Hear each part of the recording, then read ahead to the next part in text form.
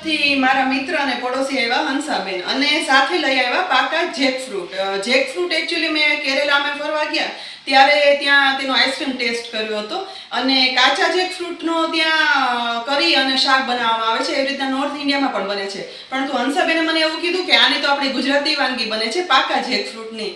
તો હંસાબેન, આ જેકફ્રૂટ સુરતમાં શું કહે છે અને આજે આપણે શું બનાવવાના છીએ? આ એકચ્યુઅલી ફણસમાંથી થાય. હા, ફણસ અને કહેવાય. સુરતમાં ચાપા કહેવાય. ચાપા કહેવાય. હા, ચાપા કહેવાય. અત્યારે સુરતમાં બહુ જ મળે આ. હા, અને આપણે શું બનાવવાના છીએ આજે? ચાપાની કઢી.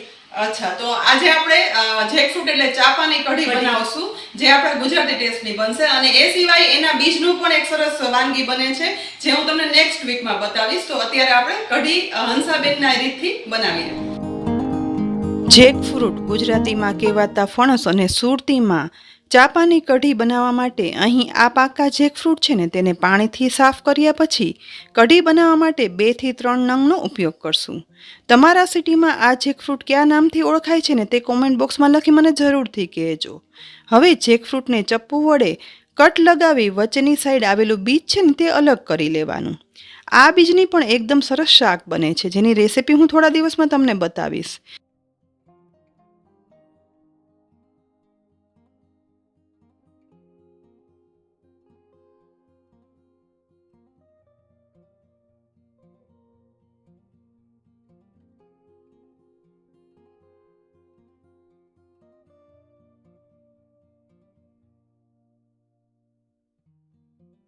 અહીં બીજ કાઢી લીધા પછી જેકફ્રૂટના ઉપરના સોફ્ટ ભાગને લાંબા ટુકડામાં કટ કરી લેવાના અને એ પછી નાના નાના ટુકડામાં સમારી લેવાના. પાકા જેકફ્રૂટ સ્વાદમાં મીઠાશ પડતો હોય છે, તેમાંથી બનતી કઢી પણ સ્વાદમાં સરસ બને છે. અને યુટ્યુબ પર તો આ રેસીપી તમે પહેલી વાર જોઈ રહ્યા હશો. બસ આ રીતે લીધેલા 2 નંગ ફ્રૂટના ટુકડા કરી લીધા પછી ગેસની લો ફ્લેમ પર પેન ગરમ કરવા રાખી તેમાં 1 થી 1.25 ટીસ્પૂન ચોખ્ખું ઘી ગરમ કરવા માટે ઉમેરી દેવાનું. ઘી ઓગળવાની શરૂઆત થાય ને એટલે જેકફ્રૂટના ટુકડા છે ને તે આ ગરમ ઘીમાં ઉમેરી દઈ અને મિક્સ કરતા જઈ સાતળવાના છે.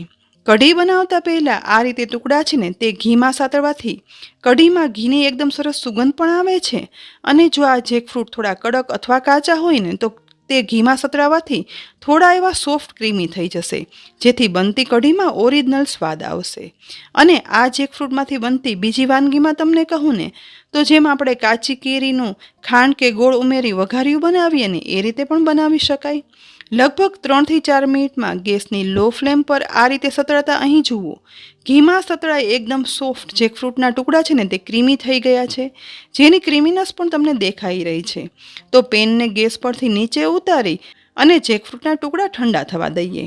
એ દરમિયાન કઢીનું બેટર બનાવવા માટે અહીં 2 ગ્લાસ અને 250 ml ખાટી છાશ લઈશું. આ કઢી બનાવવામાં છાશ સાથે લગભગ 2 ટેબલસ્પૂન ખાટું દહીં પણ ઉમેરવાનું, જેથી કઢીનો સ્વાદ એકદમ સરસ આવે. હવે સાથે 2 ટીસ્પૂન બેસન છે ને તે આ મિશ્રણમાં ઉમેરી દઈએ. હેન્ડ બ્લેન્ડર કે આવી ઝેણી વડે એકદમ સરસ બ્લેન્ડ કરી દઈશું, જેથી બધું એકદમ સરસ મિક્સ થઈ લમ્સ વગર કઢીનું બેટર બની અને તૈયાર થાય. જરૂર પડે ને તો થોડું એવું પાણી પણ ઉમેરવાનું, જેથી કઢીની થિકનેસ બેલેન્સ થઈ જાય. મિક્સ કરી લીધા પછી અહીં તમે જોઈ શકો છો કે બેટરની કન્સિસ્ટન્સી એકદમ મીડિયમ રાખી છે. હવે અલગ રીતની જેકફ્રૂટની કઢી બનાવવા માટે મસાલો વાટવા ખાંડણીમાં 2 તીખી લીલી મરચીના ટુકડા અને અડધો ઇંચ ચોપ કરેલું આદું ઉમેરશું.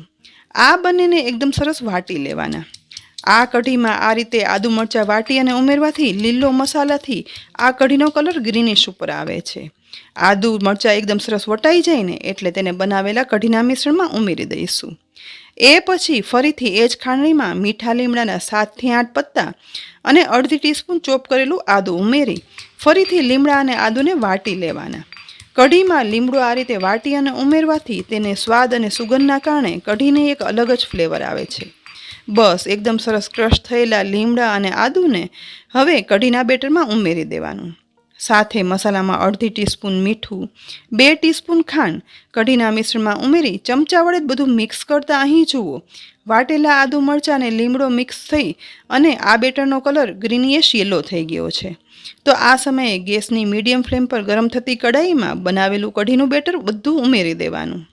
બેટર ગરમ થવાની શરૂઆત થાય ને ત્યારે સાથે ઘીમાં સાતળેલા જેકફ્રૂટના ટુકડા પણ ઉકળતી કઢીમાં ઉમેરી દઈશું. એ પછી ચમચા વડે ટુકડાને કઢીમાં મિક્સ કરી દેવાના અને ઉકાળવાનું. અહીં ઘીમાં જેકફ્રૂટના ટુકડા સાતરેલા હોવાથી કઢીમાં ઉમેરતા કઢીમાં ઘી ઉપર આવી ગયું છે. તો આ રીતે થોડું મિક્સ કરતા જઈ અને કઢી ઉકાળવા દઈશું. જેમ કઢી ઉકળશે ને તેમ બેસનના કારણે કઢી થોડી થીક થવા લાગશે. એ દરમિયાન કઢીના વઘાર માટે બીજી સાઈડ ગેસની લો ફ્લેમ પર વઘાર્યું રાખી તેમાં 1 ટીસ્પૂન ઘી ગરમ કરવા માટે ઉમેરવાનું છે. ઘી ગરમ થાય ને એટલે તેમાં 2 થી 3 લવિંગ, 1 સૂકું લાલ મરચું ઉમેરશું. સાથે 3/4 ટીસ્પૂન જીરું ઉમેરી દઈ વઘારમાં જીરું સતરાય અને સુગંધ આવવા લાગે ને એ સમયે ગેસ બંધ કરી વઘારની અંદર મીઠા લીમડાના પાન ઉમેરી દેવાના. ગરમા ગરમ આ વઘારને ધીમા ગેસ પર ઉકળતી કઢીમાં ઉપરથી ઉમેરી દઈશું. તે પછી આ વઘારને કઢીમાં મિક્સ કરી દેવાનો છે.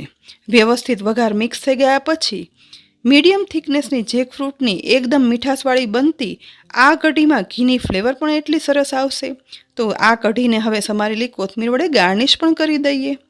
ગરમા ગરમ જેકફ્રૂટની કઢી સાથે અહીં મેં આજે મટર પુલાવ બનાવ્યો છે. તો સૌથી પહેલાં ડીશમાં મટર પુલાવ પીરસી લઈશું અને તેની સાથે ગરમા ગરમ જેકફ્રૂટ એટલે કે ફણસની કઢી પીરસીએ. અત્યારે જેકફ્રૂટની સિઝન છે. વરસતા વરસાદમાં તો જો તમારા સિટીમાં જેકફ્રૂટ મળતું હોય ને તો જરૂરથી આ કઢી બનાવી અને ટેસ્ટ કરજો. બધાને ચોક્કસ ભાવશે જ.